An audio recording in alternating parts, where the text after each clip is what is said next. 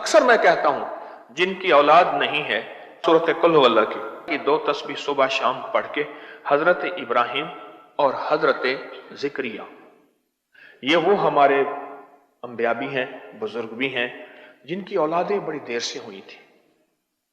کچھ روایات کہتے ہیں 80 سال سے اوپر، کچھ کہتے ہیں 84-85، کچھ 90 کہتے ہیں۔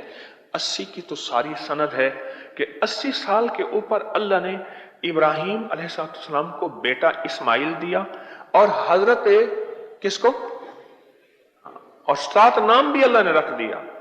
اے میرے زکریا، ہم نے آپ کو بیٹا دیا اور اس کا نام ہم نے یحییٰ رکھا، یحییٰ رکھا۔